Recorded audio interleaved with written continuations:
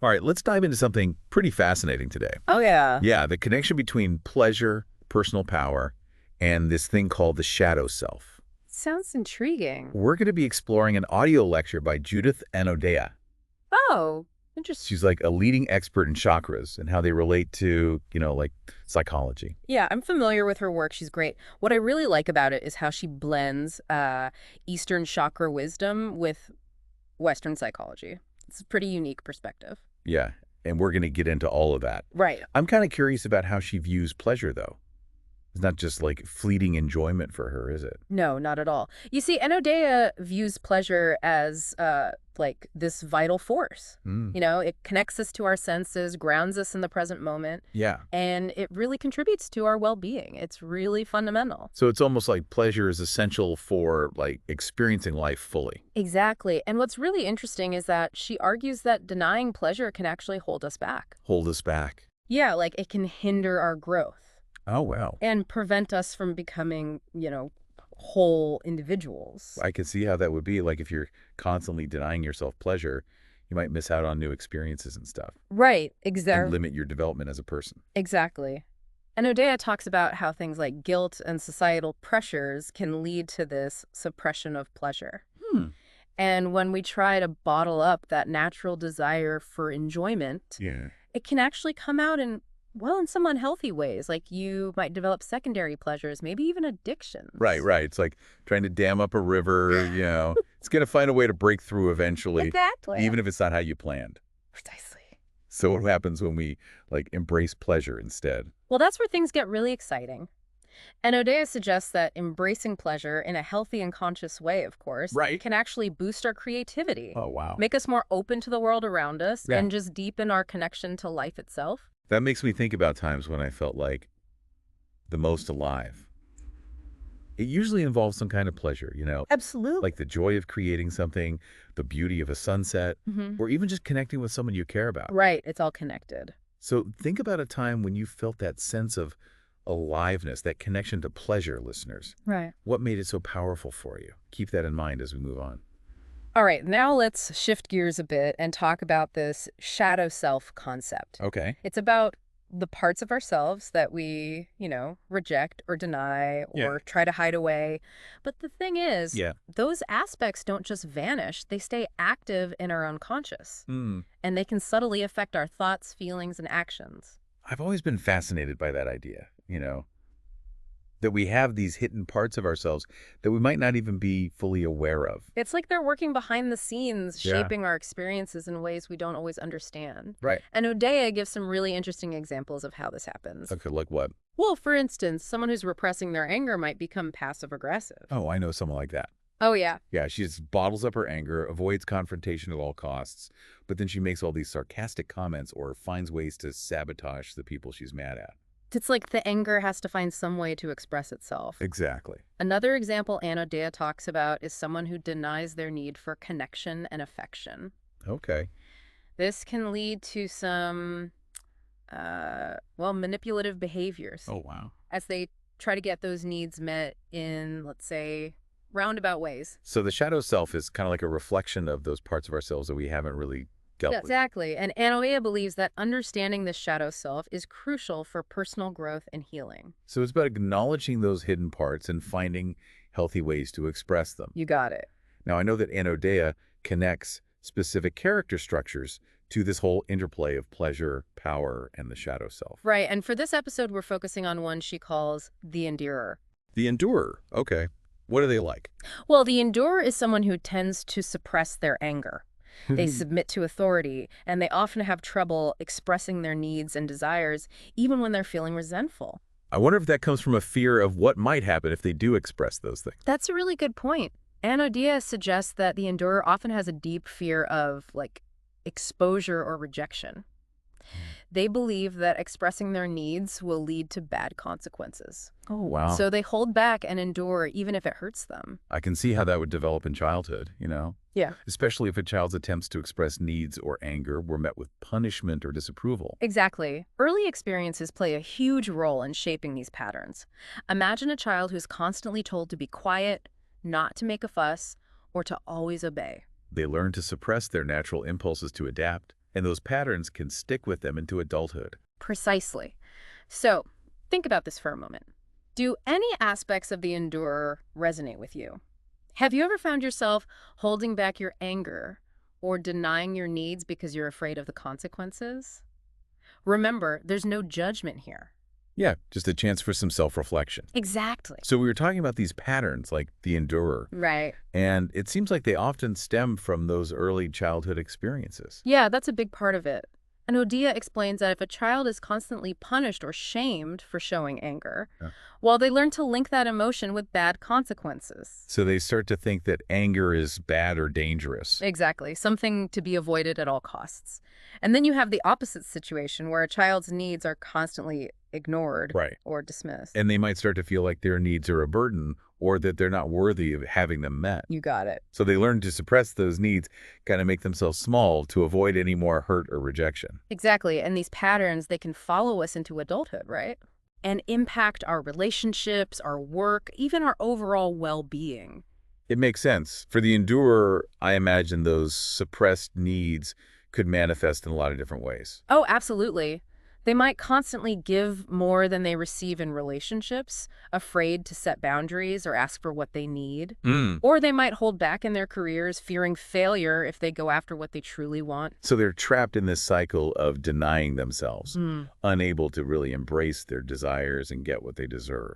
Anodea suggests it's deeply connected to the shadow self. Right. The parts of ourselves we try to hide. Exactly. For the endurer, their anger and needs, those often become part of that shadow. It makes sense if we've learned to see those parts of ourselves as unacceptable or dangerous. Right. We push them down into the shadows. But remember, those shadow aspects don't just disappear. Duh. They're still there, under the surface, influencing us in ways we might not even realize. So for the endurer, that suppressed anger could come out as passive aggressiveness or turn inward, leading to self-sabotage, maybe even depression. And those unmet needs might show up as a constant feeling of emptiness or a longing for something they can't quite define. It's a difficult situation to be in. Does Anodea offer any hope for breaking free from these patterns? Oh, absolutely. She really believes healing is possible. Good. It's about reclaiming our power, integrating those shadow parts of ourselves, Yeah. and learning to live more authentically. Okay, that sounds promising, but where do we even start? Well, Anodea really emphasizes becoming aware of our holding patterns, paying attention to how we habitually suppress our anger, deny our needs, or just hold ourselves back from fully expressing who we are. So awareness is the first step, but then what? Well, once we have that awareness, we can start to challenge those old patterns, those old beliefs. So question those messages that tell us anger is bad or our needs are a burden. Exactly. And we can start experimenting with new ways of being, new ways of interacting with ourselves and the world. I imagine that takes time, though. You're right. It's not about suddenly becoming a completely different person. Right. It's a gradual process, taking small steps. Okay. And remember, there's no one-size-fits-all approach here. Right. What works for one person might not work for another. So it's about finding what works for you, what feels right. Exactly. Experimenting until you discover what helps you feel more empowered and aligned with your true self. That makes sense. Yeah. So what specific techniques does Anodea suggest for this process? Well, she suggests exploring where our patterns come from. Maybe through journaling, talking to a therapist, or simply reflecting on your childhood. So understanding the root of the pattern. Right. The goal is to get a deeper understanding of how those early experiences shaped your beliefs about anger, your needs, your self-worth. It's hard to change something if you don't know where it came from. Exactly. And once you have that understanding, you can start to challenge and reframe those old beliefs. For example, if you were taught that anger is unacceptable, you might explore healthy ways to express it. Like setting boundaries, communicating needs directly, and standing up for yourself in a way that feels authentic. Exactly. And if you were taught that your needs are a burden, you might start prioritizing self-care and practicing self-compassion. Giving yourself permission to receive, nurture your own needs, and cultivate a sense of worthiness. Those are powerful shifts. Anodea also emphasizes working with the body in this process. I find that connecting with my body helps me feel more grounded. It's a great way to connect. And Anodea believes our bodies hold so much wisdom and energy that we can tap into for healing. Hmm. One way to do this is through movement. Like dancing or yoga. Yeah, anything that helps you feel more connected to your physical self and the sensations in your body. So movement can be a way to release blocked energy, reduce tension, and feel more grounded. Absolutely. It can be really helpful for someone who tends to suppress their emotions and hold tension in their body. Makes sense. Anodea also suggests working with the breath. Oh yeah, I've definitely noticed that when I'm anxious, deep breaths can help calm me down. Exactly. Deep breathing activates our parasympathetic nervous system, which is responsible for rest and relaxation. So it helps us shift out of that fight or flight mode. Back into balance. Nice. Anodea also talks about the power of sound for healing. I love listening to music or nature sounds to relax. Sound can be very therapeutic, whether it's calming music, chanting, or just toning. Working with sound can calm the nervous system and promote a feeling of peace. It sounds like there's so many different approaches we can explore on this journey. Absolutely. And it's important to find what resonates with you. There's no one right way. Just be curious, experiment, and trust your own inner wisdom. Exactly. As we wrap up this part of our deep dive, I want to leave you with this question. What's one small step you can take today to honor your anger and your needs? It could be setting a boundary, expressing a need to a loved one, or even doing a movement practice that helps you connect with your body. Remember, every small step counts on this journey. We've uncovered a lot about the endurer, but I want to hear more about how we can actually heal these patterns, reclaim our power. Well, Anodea has this really powerful concept. It might sound simple, but she talks about reclaiming our right to feel.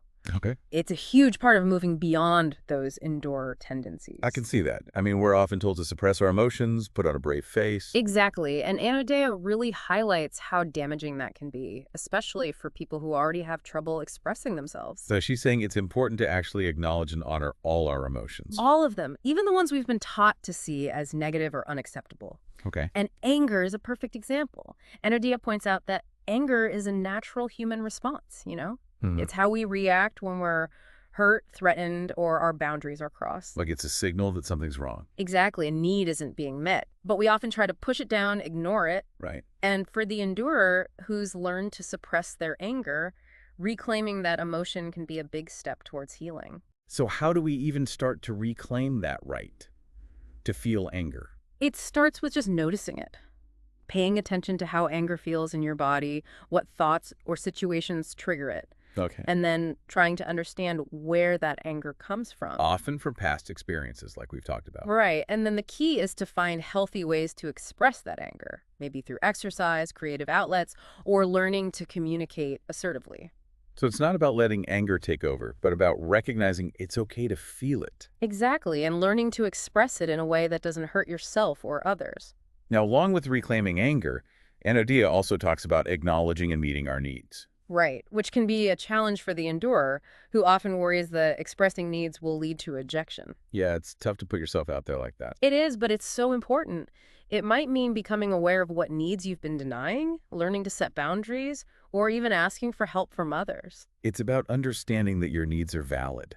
Exactly, and Anodea doesn't stop at the psychological stuff. She also brings in the body, Right, the mind-body connection. She says to pay attention to the sensations in your body, notice where you're holding tension. Just really tune in to what your body's telling you. And movement can be powerful for releasing that blocked energy and emotion. Like we were talking about before. Yeah, whether it's dancing, yoga, or just moving intuitively, let your body lead the way. And the breath too, right? Oh, absolutely. Anodea talks about how powerful the breath is for regulating our nervous system and influencing our emotions. I know, when I'm stressed, taking a few deep breaths can really help. It's because deep breathing activates that rest and relaxation part of our nervous system. Brings us back into balance. Exactly. And even sound can be incredibly healing, Yeah, I love listening to music to relax. Whether it's calming music, chanting, or toning, sound can soothe the nervous system and promote a sense of peace. So many different options to explore. The beauty is that there's no one right way. Anodea really stresses creating a supportive environment for yourself, whether that's surrounding yourself with loving people, maybe seeking guidance from a therapist, or just creating a nurturing space in your home. It's important to have that support. Absolutely. So, as we wrap up our deep dive into Enodea's work, I want to leave you with this. Reclaiming our pleasure, our power, and those shadow parts of ourselves is a journey. It's not a quick fix. No, it's about learning to truly listen to yourself, to honor your emotions, and to meet your needs with compassion. It's about embracing all of who we are. And recognizing that we're capable of incredible change. Well, thank you for joining us on this deep dive into Judith Anodea's work. We hope you found it valuable and maybe even inspiring. Until next time, keep exploring, keep growing, and keep diving deep.